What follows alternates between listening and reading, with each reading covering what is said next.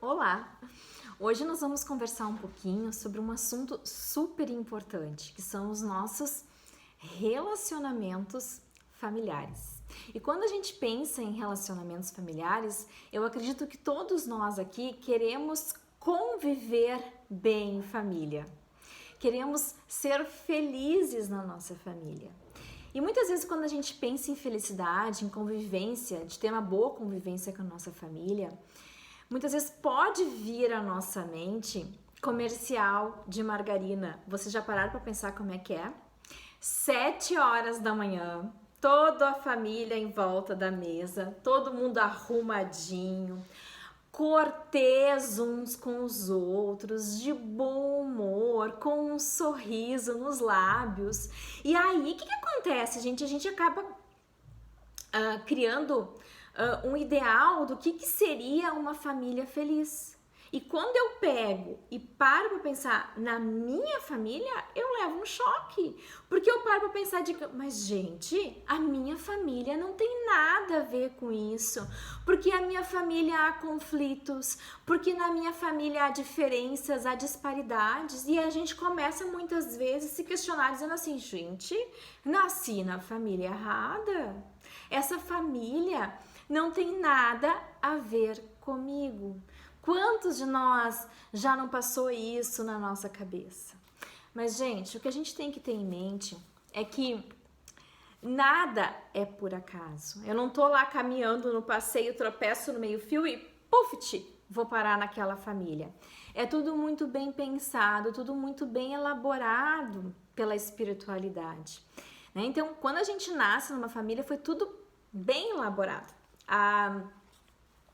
No livro Vida e Sexo, é um livro psicografado pelo nosso querido Chico Xavier, ditado pelo Espírito Emmanuel, que era o mentor espiritual dele, no capítulo 2, intitulado Família. Olha o que o Emmanuel fala. Ele diz assim, que então, desta forma, no Instituto Doméstico, na nossa família, há uma organização de origem divina. Tudo foi muito bem pensado e muito bem elaborado. E aí ele diz mais, ele diz assim, que em cujo seio encontramos os instrumentos necessários ao nosso próprio aprimoramento para a edificação do mundo melhor. Então, olha só, a gente tem consciência que nós somos espíritos imortais e espírito milenares. Já tivemos várias outras encarnações. E o que acontece, gente? A gente tem as encarnações para ir se melhorando, mas temos ainda, nós temos qualidades, mas temos muitos vícios, muitos defeitos que precisamos nos melhorar. E quando a gente encarna, como estamos aqui encarnados agora, eu, com esse corpo, o que acontece, gente? A gente vem com objetivos daquilo que a gente quer se melhorar. E o que o Emmanuel está querendo dizer aqui? Que é na família que nós estamos, que nós vamos encontrar todos os instrumentos necessários para o nosso aprimoramento. Então, todos os aspectos vitais que eu preciso trabalhar nesta encarnação, eu vou encontrar na minha família. Então, a nossa família é uma grande oportunidade de nós nos melhorarmos e crescermos e evoluirmos e, consequentemente, encontrar a nossa felicidade, que é o que todos nós almejamos. Aí você diz assim, tá, Sandra, tô entendendo isso aí que tu tá falando. Então, é na família que é onde eu encontro, é tudo que eu preciso estar na minha família para eu me melhorar. Mas aí a gente pode estar perguntando assim, mas qual é o mecanismo utilizado, então, para essa organização divina, para fazer nós irmos para uma mesma família, Para ser quem são meus pais, quem são meus irmãos, os meus filhos, o meu marido, a minha sogra, O meu cunhado. Como é que se faz isso? Qual é o mecanismo utilizado? Aí eu trago também do Emmanuel, no livro Pensamento e Vida, no capítulo 12, intitulado Família. É o primeiro parágrafo, eu vou ler para vocês. Ele diz assim: a família consanguínea entre os homens pode ser apreciada como centro essencial de nossos reflexos agradáveis e desagradáveis que o pretérito nos devolve. Gente, o Emmanuel ele fala de um jeito difícil, Mas eu vou resumir para vocês, vou explicar para vocês num bom português o que ele está querendo dizer. Vamos imaginar, então, que cada integrante da nossa família, seja meu marido, seja meu filho, o meu tio, né? O meu irmão, é como se fosse um grande telão. Então, vamos imaginar, cada integrante é como se fosse um grande telão, consegue imaginar?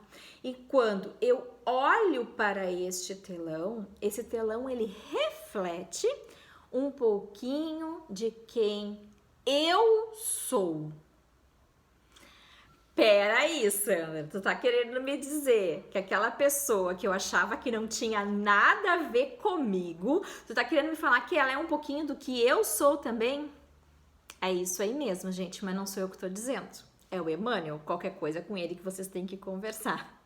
O que ele quer dizer, de outra forma, o que ele quer dizer? O que faz nós nos unirmos em família é a nossa mente. É o nosso padrão vibratório, é aquilo que nós pensamos, é aquilo que nós sentimos, é aquilo que nós desejamos, qual é a minha visão de mundo. E é isso que faz nós nos unirmos, estarmos na mesma família. E aí o que vai acontecendo, gente? Quando a gente está convivendo em família, a gente enxerga no outro aquilo que nós temos dentro de nós e que ainda a gente não enxergou. Que é o nosso lado sombra, que a gente chama, que a gente ainda nem sequer percebeu. E sabe quando a gente convive com pessoas que, né, nos deixam nervosa, que a gente fica irritadinho, ela tá mexendo com algo que nós temos dentro de nós que a gente ainda não percebeu. E é por isso que há o conflito, gente. O conflito, ele existe justamente por isso. Porque eu enxergo no outro aquilo que eu sou e que eu ainda não admito. E aí, nesse conflito, a gente começa a prestar atenção na nossa vida, a fazer reflexões e dessa forma ir nos transformando, nos melhorando, fazendo aquele processo de reforma íntima que todos nós precisamos fazer para nos transformarmos em espíritos perfeitos. Então a família, ela é uma bela oportunidade porque ela faz isso. Quer ver um exemplo para a gente entender? O mecanismo da homeopatia é o mesmo da família. Você sabe o que é a homeopatia? Aquele remedinho que a gente vai tomando. Assim, semelhante cura semelhante. Esse é o mecanismo da homeopatia. E o que ele faz? A gente vai tomando aquelas dosezinhas da própria doença várias vezes ao dia e bem pouquinho. E aí, gente, a gente tomando várias vezes essa dosezinha da própria doença, a gente vai se curando. Então, semelhante, cura semelhante. Na nossa família é igual. São doses diárias convivendo com pessoas iguais a nós. E aí, gente, com essa convivência semelhante, vai curando semelhante. A gente se ajuda porque a gente se reflete e dessa forma nós vamos criando novos reflexos na nossa vida e mudando hábitos que nós tínhamos equivocados e gerando novos reflexos. Outro exemplo, outra analogia que a gente pode fazer é imaginar a nossa família como uma academia de ginástica. O que a academia de ginástica tem? Não tem o personal training. O que ele faz, gente? Ele não ajuda a gente a fortalecer os nossos músculos. Cada integrante da nossa família, ele também é um personal training, porque ele ajuda a gente a fortalecer algo que nós precisamos. Então, assim, eu não sei se vocês têm algum parente que quando ele tá com vocês, a gente precisa fazer assim, ó.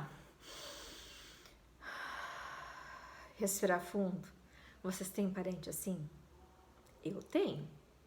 O que esse parente está nos ajudando, gente? Ele é um personal training que está ajudando a gente desenvolver dentro de nós a paciência. Porque se eu tivesse paciência já, eu não ia estar assim, né? Aquilo não ia me incomodar. Então, gente, cada parente nosso, ele ajuda a desenvolver dentro de nós alguma coisa que eu preciso desenvolver. Então, alguns vão me ajudar a tolerância, outros a paciência, outros a misericórdia e assim sucessivamente. A continuação desse texto lá no Pensamento e Vida, o Emmanuel ele dá a receita do Evangelho de como a gente trabalhar isso em família, né? Porque não é fácil, gente, não é fácil conviver em família, porque esses conflitos eles vão existir, mas eles são importantes para o nosso crescimento e evolução. E ele diz que nós precisamos de muito trabalho e muito sacrifício, muita humildade e muita paciência. Então, gente, vamos conversar um pouquinho sobre relacionamentos. Mas pra gente conversar sobre esses relacionamentos, antes eu queria conversar com vocês sobre 2 perguntinhas que tá lá no Livro dos Espíritos. Esse aqui. A primeira pergunta é a pergunta 913. Quando Allan Kardec pergunta para os espíritos que qual é, dentre os nossos vícios que nós temos, que todos nós temos muitos vícios, o mais radical. O que é o mais radical, gente? É a raiz de todos os nossos outros vícios. E Allan Kardec, e aí os espíritos respondem que é o egoísmo. É nós olharmos apenas para nós e esquecermos o outro.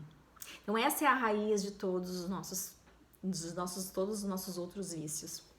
E daí na pergunta 775, Allan Kardec pergunta qual seria o resultado para a nossa sociedade do relaxamento dos laços de família, que é o que a gente está conversando aqui. E olha a resposta dos espíritos, seria uma recrudescência do egoísmo, que é um agravamento do egoísmo. Então, gente, é na família que nós aprendemos o amor. É na família que nós aprendemos a nos doar para o outro. E desta forma, o egoísmo, que é a raiz de todos os nossos vícios, vai cedendo espaço para o amor. Eu vou explicar isso para vocês entenderem melhor com um exemplo. Como é que a gente faz com a nossa mãe? A gente não diz assim, ô mãe, onde é que tá isso? Ô mãe, onde é que tá aquilo? E a mãe isso, e mãe aquilo. Não é que é verdade que é assim. Eu tenho uma amiga minha que diz que se ela ganhasse R$1 por cada vez que a filha dela chama ela de mãe, ela estaria milionária. E eu acredito que isso são com todas as mães. O que essa mãe tá fazendo? Ela tá se doando para o seu filho. E desta forma, gente, quando ela se doa para o filho, o egoísmo vai cedendo espaço para o amor, que é aquilo que nós viemos aqui aprender, a nos melhorar e a evoluir. E agora eu enxergo com essa pandemia, com todo esse isolamento social que nós estamos mais em família, como uma oportunidade, né, da gente unir esses laços de família ficar mais fortificados e nós temos a oportunidade, então, de aprender essa doação, que é o que nós viemos fazer para esse egoísmo e cedendo espaço para o amor. Então, gente, falando de casamento, né, relacionamento, casamento,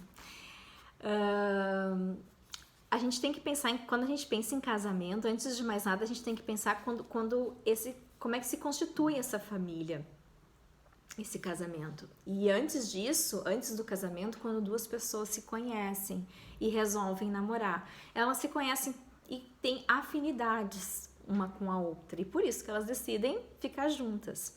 Só que o que acontece? Antes de nós casarmos, o relacionamento ele precisa ter fases, na verdade 2 fases. E em cada fase nós precisamos fazer uma pergunta. E o que eu vejo é que muitas vezes as pessoas estão pulando essas fases e talvez seja por isso que tantos casamentos não estão dando certo. Gente, a primeira fase é a fase do namoro. E nessa fase, qual é a pergunta que a gente tem que fazer?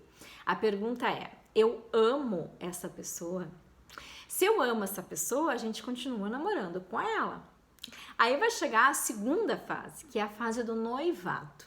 Nessa fase, a pergunta ela é um pouquinho diferente. A pergunta é assim: além de amar essa pessoa, eu a suporto?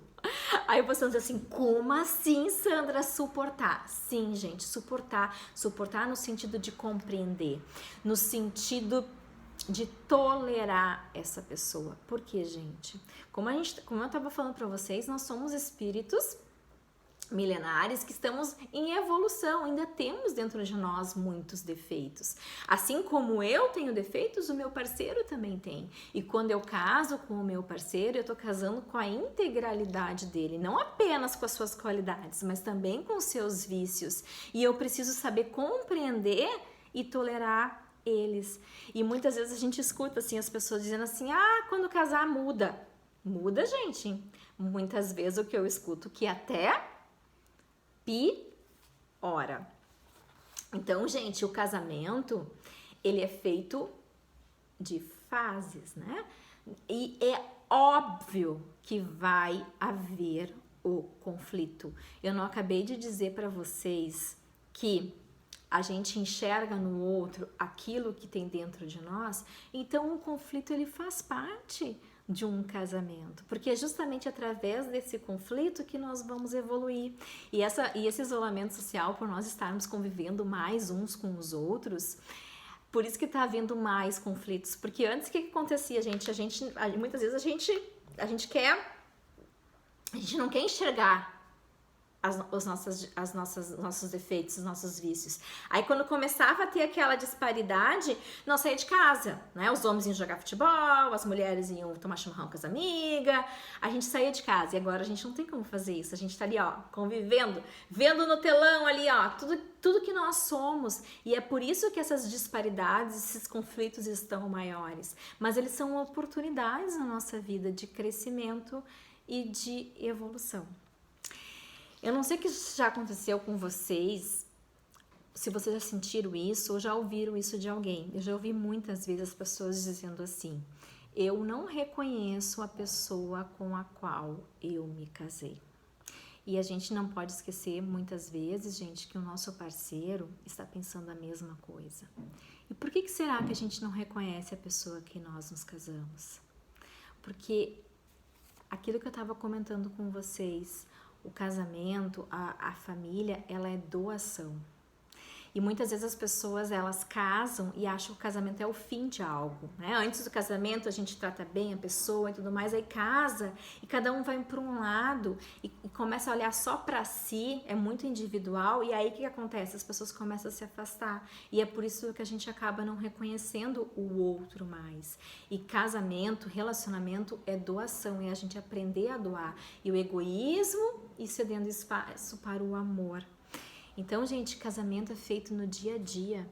O casamento, ele é o início de algo. Porque vamos pensar assim, ó, antes de casar, né, tu foi lá, plantou uma sementinha e nasceu uma plantinha. E essa plantinha agora, ela tá bonita. Aí vocês casaram. Mas, gente, se essa planta ali tá bonitinha, porque durante o namoro vocês foram cuidando dela até ela crescer. Se depois que casa, vocês não cuidar mais dessa plantinha, não dar mais água para ela, o que vai acontecer? Ela não vai ficar murcha? Ela não vai morrer? Assim é um casamento. É no cotidiano que a gente vai construindo esse relacionamento. E são com pequenas atitudes, porque muitas vezes a gente acha que tem que ser algo extraordinário, de pegar e dizer, ah, eu te amo, meu amor, dar flores, dar um presente. Gente, isso é legal. Mas o mais importante, o que realmente constrói uma relação sólida, são as pequenas atitudes diárias, né? De tu pensar no outro, vai no supermercado, ver alguma coisa que ele gosta e traz, ajudar a lavar a louça, a fazer comida, quando os filhos nascem, a trocar fralda, a dar banho, a ser cortês um com os outros, a saber respeitar o espaço um do outro. É nas pequenas ações diárias que esse amor vai sendo construído, que a gente vai aprendendo a se doar, a enxergar o outro. O meu namorado, ele tem uma frase que ele gosta muito, que é lá do livro Pequeno Príncipe. É um livro muito bonito, tem várias mensagens muito bonitas, uma história infantil, e ele diz que uma coisa que ele sempre me diz é que a gente se torna responsável por aquilo que a gente cativa, né? Então, quando a gente cativou o nosso relacionamento, a gente se torna responsável por isso, e a gente diariamente tem que ir alimentando esse relacionamento. Outra coisa que a gente tem que conversar é sobre as nossas idealizações, porque a gente idealiza muito, gente, principalmente mulher. Quando a gente, por que principalmente mulher? Porque quando a gente nasce, como é que o nosso pai chama a gente? De princesinha do papai. Aí a gente cresce e como é que a gente, com quem que a gente quer casar, gente? Com o príncipe. É lógico que é com o príncipe. Aí eu pergunto, já dei essa palestra várias vezes, quais são as características de um príncipe? E aí sai de tudo, né? Educado, amoroso, fiel, aí bonito. Eu ainda brinco, vocês já viram um príncipe feio? Eu nunca vi. E aí, entre vários atributos, eu faço a pergunta depois: quantos homens nós precisamos reunir para dar um príncipe? Muitos homens. E aí, gente, eu quero perguntar para vocês o seguinte: por que eu tô brincando com tudo isso? Vamos pensar na Branca de Neve? O que a gente tem na nossa cabeça quando a gente pensa em relacionamento de casamento? A gente fica com aquela ideia assim: e viveram felizes para sempre. E aí a gente olha para o nosso relacionamento e a gente não tem o viveram. Como assim? Meu casamento não tá bacana porque o viveram felizes para sempre não existe. Mas eu pergunto para vocês, se a Branca de Neve, ela ficou com um príncipe para sempre, ela casou com o príncipe? Se ela casou com o príncipe, ela não tem uma casa para cuidar? Uma casa que suja tem que ser limpa? Ela não tem que ir no supermercado fazer compras? Ela não tem que fazer manutenção da casa que dá problema? Provavelmente ela teve filhos, não teve? Ela não tem que cuidar desses filhos? Tem, né? Então eu vou trazer uma imagem para vocês, pra gente pensar um pouquinho sobre isso.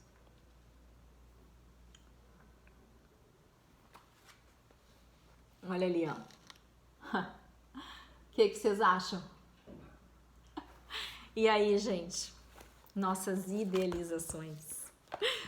Talvez a gente tenha o príncipe e a princesa dentro de casa e a gente acha que não. Vamos pensar. Outra coisa que eu gosto de falar é sobre uma frase do André Luiz, que era um escritor espiritual, escreveu vários livros, entre eles O Nosso Lar, que é um livro, o principal deles, que virou até filme. E o André Luiz, ele tem uma frase que diz que a gente precisa tratar os nossos familiares como visita. E a gente faz isso, gente? Como é que a gente trata os nossos familiares? Porque olha só, quando a gente vai receber alguém, a gente não vai lá no supermercado e compra aquilo que a pessoa gosta, vai pra cozinha, faz coisas, né, trata bem, faz bom humor, é cortês. Aí a pessoa vai lá, né, o nosso marido, a nossa esposa diz assim: ai, amorzinho, pega ali um copo d'água pra mim. E a gente vai lá e pega um copo com aquele copo de extrato de tomate? Ou a gente vai pegar o nosso melhor copo para dar água pro nosso marido, pra nossa esposa? Como é que a gente está tratando os nossos? As pessoas mais importantes da nossa vida, a nossa família, a nossa base, porque a família ela é a base da sociedade. Trate seus familiares como se fosse visita. Bom, gente, eu não posso então deixar de falar sobre filhos. Porque, gente, pai e mãe têm uma missão muito grande, um dever muito grande. Porque aquele serzinho, quando nasce todo pequenininho, todo frágil, a gente não pode esquecer que ele é um espírito milenar. E que, gente, ele já teve várias encarnações e ele já fracassou muito nessas encarnações. E a principal missão e o dever dos pais é ajudar esse espírito a não fracassar aonde ele já fracassou.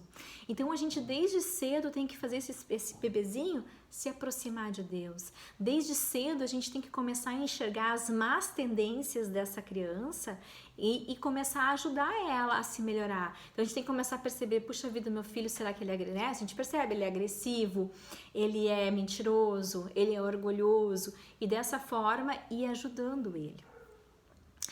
E assim, ó, eu tenho uma imagem, não sei se vocês já viram na internet. É duas mães, cada uma com o seu filho. Uma mãe tá lendo o livro e o filho tá lendo o livro. A outra mãe tá mexendo no celular e o filho tá mexendo no celular. Aí a mãe que tá mexendo no celular pergunta pra mãe que tá lendo o livro: como é que tu faz pra teu filho ler um livro? O que vocês acham? O exemplo. Gente, tem uma frase que diz assim, que o exemplo é uma das melhores formas de se educar alguém. E eu digo pra vocês que isso é um equívoco, que isso é uma mentira. Porque o exemplo não é uma das melhores formas, é a única forma que nós temos de educar os nossos filhos. Então, gente, como é que a gente quer que os nossos filhos nos tratam quando nós formos mais velhos e idosos? É muito fácil descobrir. É só ver como nós tratamos os nossos pais hoje. Nós ligamos para eles, nós conversamos com eles, nós convidamos ele para os almoços de domingo, porque meu filho vai me tratar exatamente igual. Como, gente, eu sou no trânsito. Eu tô lá dirigindo. Eu passo no sinal vermelho. Quando alguém me dá uma cortada, eu abaixo o vidro e falo palavrão. Porque meu filho tá lá atrás, vendo tudo. E ele é um futuro motorista. E eu tô mostrando para ele como se faz. Então a gente tem que começar a perceber como nós somos, né? Eu trato bem as pessoas. Eu falo de Jesus. Eu falo de Deus. Eu faço o evangelho do lar. Porque eu estou ensinando meu filho. E daí a gente começa a perceber que para educar, nós precisamos também nos auto-educar. Por isso a importância de estar sempre buscando nos melhorar. Tá assistindo uma palestra agora é super importante para nós ir nos melhorando, nos conhecendo e dessa forma também educando as pessoas, os nossos filhos, os nossos sobrinhos, os nossos netos, né? Porque todas as pessoas que estão ao nosso redor e ajudando elas também. Falando sobre filhos, uma vez eu escutei numa palestra algo que me tocou muito. Um palestrante contou que um pai fez uma viagem de 4 horas com um filho adolescente e eles não trocaram sequer uma palavra. E o pai estava muito inconformado. E aí perguntaram para ele, quando o filho era criança, se eles conversavam, se eles brincavam um com o outro. E aí o pai disse, não, eu não tinha tempo, porque eu estava trabalhando para dar o melhor para o meu filho. Gente, tempo. Tempo é o único recurso capaz de construir relações sólidas. Não só entre filhos, entre nosso marido, entre amizades, qualquer relacionamento. O tempo é o único recurso que nós temos. Nós precisamos doar o nosso tempo para aquilo que a gente realmente quer construir uma relação sólida. Então, gente, a gente tem que... É impossível a gente estabelecer vínculos, estabelecer pontes sem o recurso do tempo, sem a convivência. Então, como cruzar pontes que nunca foram construídas? A gente tem que pensar sobre isso.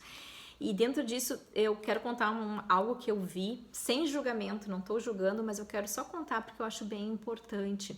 Uma vez eu estava num restaurante e eu vi o pai e a mãe jantando com seus 2 filhos, 2 meninos, um de 7 e um de 12 mais ou menos, e as crianças estavam mexendo no celular, jogando videogame, e eles não estavam trocando uma sequer palavra, os pais com os filhos. Veio a comida, aí depois eu olhei assim de novo, as crianças estavam jogando videogame, elas pegavam a comida e botavam na boca. Eles não trocaram uma sequer palavra durante a noite toda, ficaram só ali no celular. E eu fiquei olhando para isso e pensando, gente... Aquilo que eu tava falando, conviver com o seu filho. Porque eu pergunto pra vocês, lá na frente, esses pais, essas crianças que vão virar adolescentes, se elas vier ter qualquer tipo de problema, né, seja de ordem espiritual, ordem de drogas, sexual, e os pais quiserem conversar e dizer assim, filho, vem aqui, vamos conversar, o que tá acontecendo? Vocês acham que esse filho vai se abrir com os seus pais?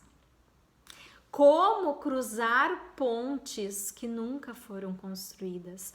Nós precisamos construir essas pontes, e essas pontes a gente constrói como, gente? É no dia a dia.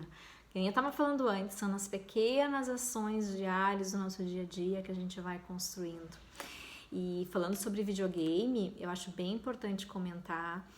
Tem estudos que dizem assim, que os adolescentes, para eles ficarem muito tempo na frente de um celular, de um tablet, de um notebook, a gente está criando uma geração de crianças impacientes. Elas não têm mais paciência para nada. Por quê? Porque tu joga lá na internet, no Google, em segundos aparece tudo que eles querem. Tu tá lá brincando com teu amigo virtualmente, tu não gosta dele, tu simplesmente tira ele da tua rede e tu não conversa mais com ele. Não existe mais esse relacionamento de aprender a respeitar, de aprender a tolerar o outro. E aí, o que acontece, gente? Quando há uma dificuldade muito grande na sua vida, dessas crianças, por elas não saberem lidar, por elas não terem a paciência, elas acabam muitas vezes se suicidando. Então, assim, eu comento isso, até fujo um pouco da palestra, porque é extremamente importante a gente tentar tirar os nossos filhos da frente do notebook, do celular e trazer eles para essa convivência, tá? Porque isso tá tendo muitos suicídios entre adolescentes e diz que uma das principais causas é isso. Então, gente, para finalizar, eu queria contar para vocês uma história do Divaldo Franco. Não sei se vocês conhecem ele. Ele é um dos maiores médiums, hoje é o maior médium brasileiro e ele é um médium extensivo. Então, o que acontece, gente? Ele conversa, ele vê a mentora espiritual dele, que é tipo o nosso anjo da guarda, que é a Joana de Ângeles. E ele tinha uma pessoa muito próxima dele que vivia ali, ó, criticando ele, né? Chegava perto, quem não tem uma pessoa assim nos seus relacionamentos, né? Que tá lá, ó, sempre descascando. O Divaldo, por ser o Divaldo, uma pessoa muito mais evoluída do que eu, né? Conseguia lá, né? Respirar fundo. Não vou falar nada. Só que chegou um dia que eu disse assim, chega, eu não aguento mais. Eu vou lá e vou falar umas poucas e boas pra essa pessoa, porque tá sempre ali, ó, me descascando. E quando ele se levanta pra falar com essa pessoa, a Joana de Ângeles, a mentora espiritual dele, aparece pra ele. E diz assim, não vá, Divaldo. Daí o Divaldo, Joana, tu tá vendo há quanto tempo essa pessoa tá me descascando? Eu não aguento mais, eu vou falar, ela merece escutar. E o que a Joana diz? A Joana diz assim, Divaldo, se as tuas ações, as tuas atitudes não foram capazes de convencê-lo, não serão as tuas palavras. Gente, é atitude, é ação. E isso é diário. É todos os dias um pouquinho. Relacionamento é isso. Sabendo, gente, que há conflitos, mas que eles são importantes. Então, vamos aproveitar essa oportunidade que a vida está nos dando de nós estarmos mais perto uns dos outros, né? Que o nosso relacionamento familiar, a família é uma dádiva, ela é um presente, ela é um núcleo da sociedade. É ali que tudo que nós precisamos está ali para a gente crescer, para a gente evoluir e encontrar a nossa felicidade.